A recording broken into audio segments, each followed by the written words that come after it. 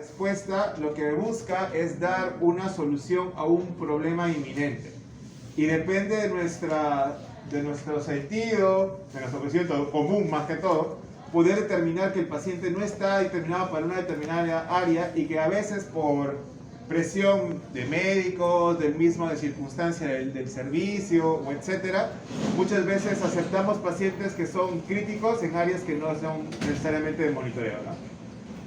Luego debe haber un equipo de intervención de paros cardíacos, es decir, el equipo que se debe activar cada vez que hay un paro. No es lo mismo el primero que el segundo, pero sí pueden ser las mismas personas. Finalmente, el equipo de cuidados intensivos, que lo ideal es que todo paciente crítico después de haber salido resucitado debería pasar a una unidad de cuidados intensivos. Lastimosamente, por la sobredemanda de nuestro hospital, muchas veces todos los pacientes se quedan con tributarios sin cama y se quedan aquí en nuestra observación crítica. Por lo tanto, hay 11 camas en el mejor de los escenarios y en el peor de los escenarios, 8 camas con 3 ventilaciones, o hasta 4 hemos tenido, creo que una vez tuvimos hasta 5, pero pues lógicamente eso es una sobredemanda de pacientes y lógicamente todos críticos. Entonces debe haber un equipo multidisciplinario que nos permite determinar desde la parte inicial hasta la parte final el tratamiento de un paciente potencialmente grave. ¿Sí? Ahora, esto es importante que nosotros tenemos que ver. Son algunos de los códigos que se deben activar cuando un paciente está crítico y realmente apenas se identifica se debería comunicar. Entre los cuales el paciente, cuando el familiar está con una preocupación continua acerca de su paciente, que lo ve peor de lo que ingresó. Entonces, esa puede ser la primera apariencia en la cual el paciente luce mal y que simplemente por una evaluación del equipo puede determinar si realmente está mal o simplemente es una evolución de su enfermedad. Ahora, luego si tenemos pacientes con taquicardia o bradicardia, es decir, que la frecuencia cardíaca está debajo de 40 o que esté por encima de 130, excepto en el escenario que tenga fiebre, ¿no? Ese es el único escenario donde no es compatible esto. Luego, aquellos pacientes que estén con un mal patrón respiratorio en los dos extremos, o los que están boqueando, que hay una frecuencia respiratoria muy baja, o aquellos que están demasiado taquipnéicos, por encima de 30. Lastimosamente, no voy a ser malo, pero todos los monitoreos, todos dicen frecuencia respiratoria 20, ¿no? Entonces, casi nadie tomamos la frecuencia respiratoria, salvo que lo veamos que el paciente realmente está muy taquipnéico. Entonces, ese es un valor muy importante que nos permite predecir, en algunos casos, hasta incluso patologías que pueden llegar al paro. Luego, la presión arterial. Lógicamente, aquí están las sistólicas, entre las cuales la presión sistólica está por encima de 200 o por debajo de 90. En muchos escenarios, pacientes que son crónicamente, por ejemplo, los cirróticos, que ellos suelen tener esas presiones, usualmente no les llamamos la atención, salvo tenga algún otro signo asociado, ¿no? Luego, aquellos pacientes que estén desaturando. Lastimosamente, por la pandemia, este cambio pues hizo pues, que todos los que desaturen, triaje diferenciado primero y luego por acá. Y luego tenemos los pacientes que ya tienen portador de oxígeno, que ya son fibróticos, que requieren algún tipo de suplemento ya de per se. Pero el resto, generalmente, todo paciente que desatura durante el turno y que no estaba desaturando, ese es un paciente que es potencial. Luego, que el paciente tiene un gasto urinario menos de 50 mililitros en las últimas 4 horas. Y es fundamental para el personal técnico que muchas veces, por la sobredemanda, no apuntan las diuresis a veces en los cuadernos de monitoreo, en las hojitas de monitoreo. Y luego estamos, bueno, yo siempre soy uno de los cargosos que voy, ¿cuánto orinamos? No me han apuntado. Entonces, estas cosas es importante porque nos permite ver si el paciente está o no está con un flujo o un débito urinario demasiado bajo y que nos puede garantizar que está haciendo una falla renal aguda o se ha reagudizado su problema crónico. Y lógicamente, este es uno de los principales, aquellas personas que hay un cambio súbito del estado de conciencia, que lo reportaron con 15 y cuando lo van a ver lo encuentran con 9. Entonces, ese paciente es potencial paciente que necesita ser reevaluado de forma inmediata. Muchas de las personas que ya me conocen un poquito saben que a veces al inicio del turno, cuando estamos, le digo, jefa, ¿hay alguno que está malito? No, tal paciente. Entonces ya uno ya va primero y evalúa a esos pacientes porque ya sabemos que alguien los ha evaluado previamente y que a veces se nos oculta la información porque a veces pasamos una vez visita durante todo el día. O a veces, si tiene buena suerte, 3 veces al día. Pero si no, pues tiene todo el riesgo de que no sea visto hasta el siguiente turno. Entonces, este es del Fundamental Care and Support, estos son de cuidados críticos. Justamente es importante que sepan que estas son la mayoría de las indicaciones de ingreso a shock trauma. Ahora, existen más, pero esto es lo que vamos a tener en cuenta en este momento. Solamente, como verán, solamente son signos vitales y extensión del paciente. Lo otro es cuando enseñamos a nuestros familiares, sobre todo en observación D, en el cual hay una enfermera a veces para 20, 25, 30 pacientes. Entonces, en ese área, pues a veces vigilar una enfermera a tantos pacientes al mismo tiempo es poco probable. Por lo tanto, debemos instruir tal vez al personal que lo cuide, en el cual si encuentra cualquier signo que no sea normal, o que su monitor, en los casos que se pueda utilizar los monitores del D, sobre todo esos que están ahí y no se utilizan más que para estar ahí, entonces tal vez podríamos utilizar el monitor no con el fin de que pongamos un paciente crítico que se monitorice toda la noche, sino simplemente para que tengan una ayuda a aquellas personas que pueden programar el monitor cada cierto tiempo y le toman la presión y sea más factible tener un dato real. Al lugar de estar tomándole uno por uno, pues pueden hacer utilización de ese equipo, ¿no? Creo yo, ya depende de su organización de enfermería. Y lógicamente, pues si el familiar reconoce y revisa que hay algo malo, pues le va a avisar y va a reportar al personal de enfermería y se le va a poder dar la atención oportuna. A veces el primero que se da cuenta de que el paciente está grave es el familiar, no es el personal médico, ni el de enfermería, ni el técnico, solamente es el familiar. Entonces a veces ellos nos comunican y si nos comunican rápidamente podemos actuar. Entonces si no se comunica, pues lógicamente pues, se pierde la información y esa información es vital para nosotros y para nuestro equipo. Entonces, lo más importante es esto: equipo de alto rendimiento. Es un equipo aquel en el cual tiene las características potenciales de poder salvaguardar la vida de un paciente. Un paciente en estado de emergencia, lógicamente, no cualquier tipo de paciente. Tampoco vamos a decir que todos los pacientes que están en emergencia son emergencia realmente. Muchos son de ellos que requieren hospitalización, muchos son de cuidados crónicos, etc. Pero algunos de ellos sí son emergencias y que requieren monitorización o vigilancia. Entonces, lo más importante es tener un equipo que podamos liderar, es decir, que así como existe un jefe de guardia de medicina, también hay una enfermera que se encarga de vigilar durante las guardias, que apuntan cuántos pacientes, en qué áreas, todas las cosas, ¿no? Este tipo de información no se debe perder y quedarse solamente ahí en papel, sino también se debe determinar la priorización de la atención de un paciente de emergencia. Entonces, ¿medición de qué? Como esto, hacer una medición de cómo está el estado de conocimientos o de práctica, de procedimientos o etcétera, que nos podrían garantizar un antes y después de una capacitación. Luego, la mejora continua de la calidad, justamente eso. Ayer estaba viendo a varios de ustedes que estaban llenando sus hojitas de calidad. Entonces, ver esas cositas que son importantes, no solamente es para llenar un prerequisito. Si somos un servicio unido, podemos llegar a ser gran potencia. ¿Por qué quedarnos atrás y decir, ay no, Almenara, no sé, Rebagliati, ¿por qué no Enlazarte? ¿No? Siempre y cuando nosotros tengamos un plan de crecimiento continuo. El número de miembros de equipo de la reanimación. Se dice que no necesariamente se tiene que tener un equipo muy amplio. Lo que se tiene que tener en cuenta es un equipo que funcione. Y ese equipo que funcione va a depender mucho de cómo nos estemos capacitados y qué habilidades podamos tener. Muchas veces, y muchas de ustedes van a tener algunas habilidades que otros carecen. Y muchas veces por esa cosa extra que ustedes tengan, pueden salvar una vida. Más que otro compañero, un colega, o etc. Entonces he visto muchas veces que hay personas que ante una emergencia pueden solucionar rápidamente. Hay otras que tienen las capacidades, pero aún están en aprendizaje o están en mejora continua. Entonces, saber utilizar al equipo humano correcto en la situación correcta puede garantizar una sobrevida del paciente. ¿Sí? Coordinación. Siempre. Entre el equipo siempre tener que ser proactivos y estar unidos. Lastimosamente a veces cada uno de los gremios trabaja por separado. Y muy pocas veces nos unimos y cuando nos unimos gritamos, nos atolondramos, no somos funcionales. Entonces a veces pues simplemente por no seguir una indicación correcta podemos tomar actitudes que no corresponden. Y a veces la jerarquía en algunas ocasiones puede ser de importancia, pero siempre y cuando se mantenga la comunicación de forma asertiva, ¿no? No a los gritos ni al maltrato.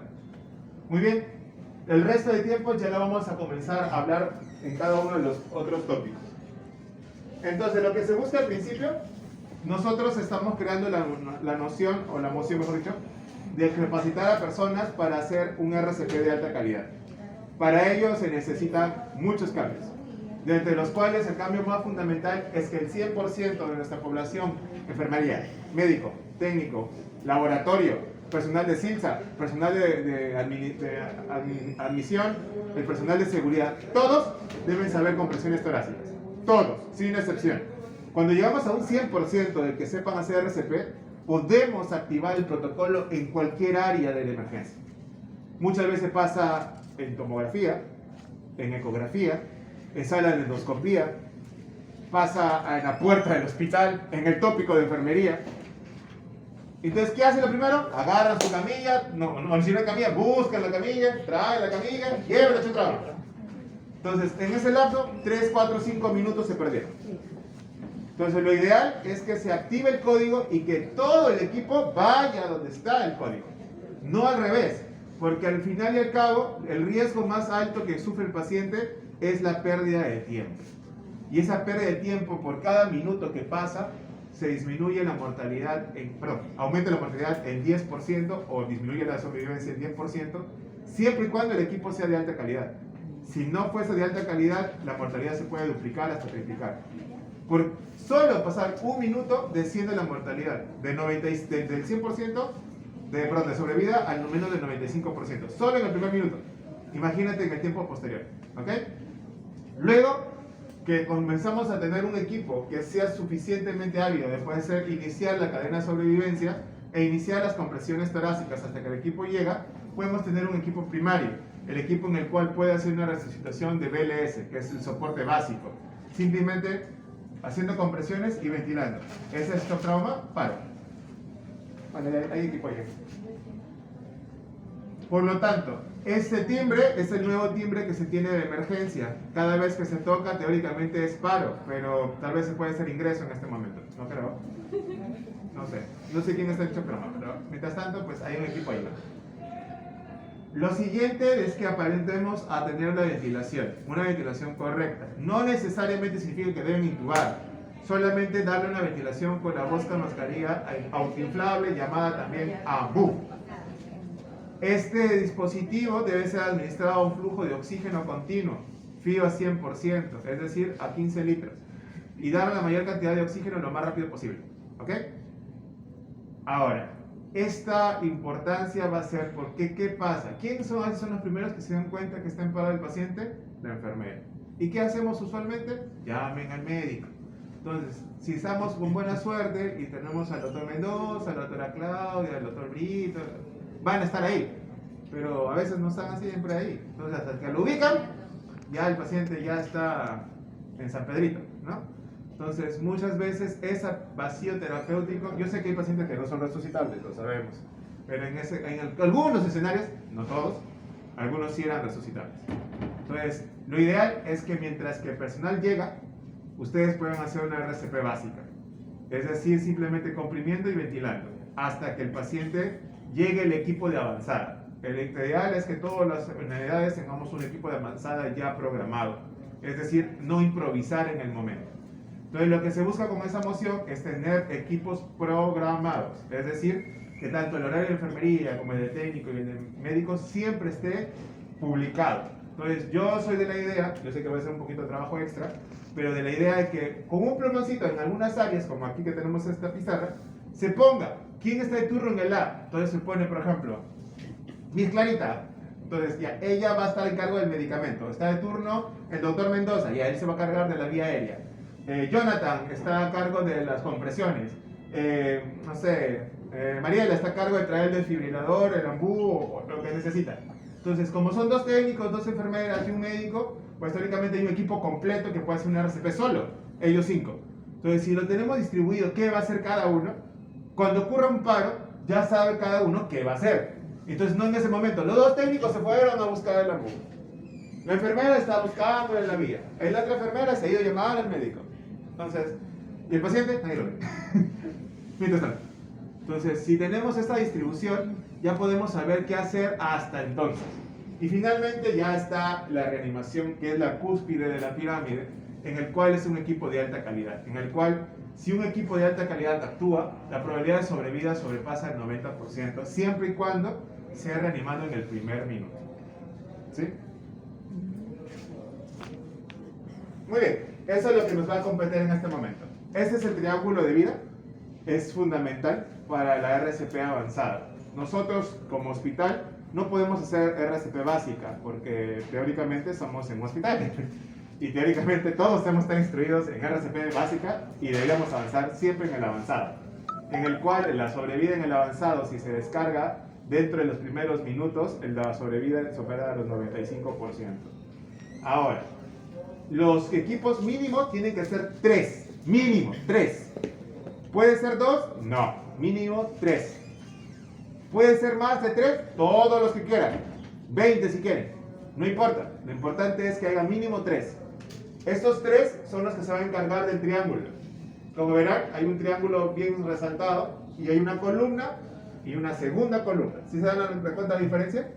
¿Por qué es importante esto? Porque este triángulo de vida, si uno lo hace bien, incluyendo, no teniendo toda la tecnología que hay en otros lugares, podría sobrevivir el paciente solo con eso. Ahora, lógicamente, si tenemos más de una persona, pues mejor. Y si la persona puede ser más de un rol, mejor. Pero ahora sí, ¿qué es importante? Vía aérea, las compresiones y la desfibrilación temprana. Si nosotros no tenemos esas 3 cosas, así hagamos lo que hagamos y le pongamos las adrenalinas que le pongamos, el paciente no va a salir de la parada. ¿Sí? Luego, los roles complementarios, que no significan que no sean necesarios, sino complementan a los otros que están previos a ellos, son la administración de fármacos, el encargado del registro y el líder del equipo.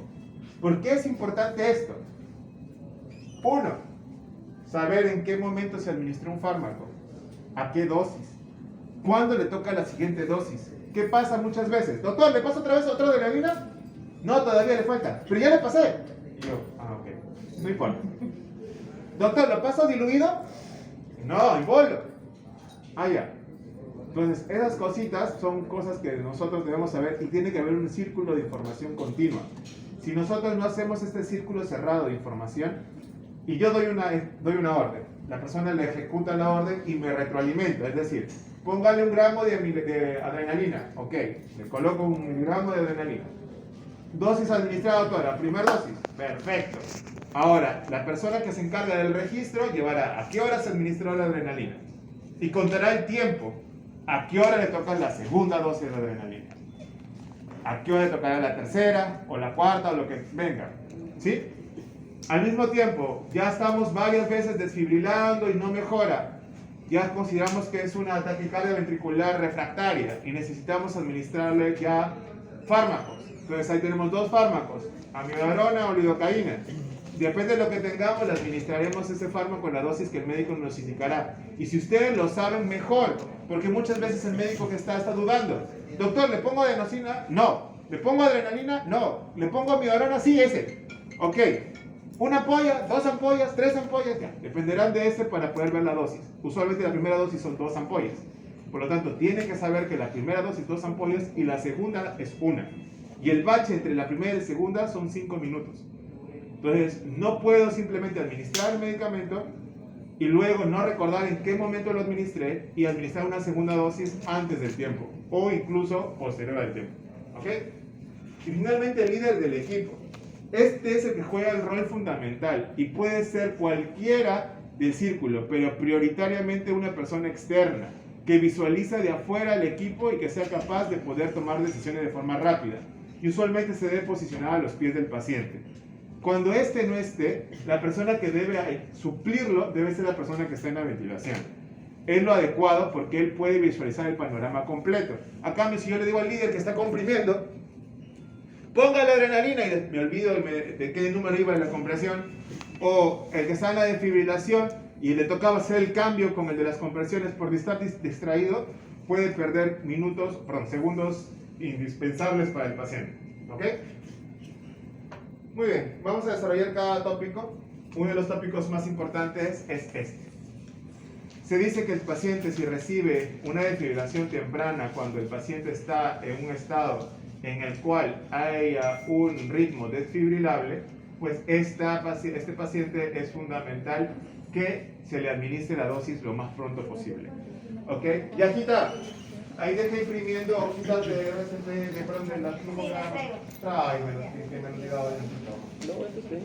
Acá voy a dejar un par de hojitas, ahí de 2 por lo menos, porque me interesa pocos. Pensé que iba a ser menos. Ese es el que me no sigo de turno. Pero ahorita tengo más. Entre varios.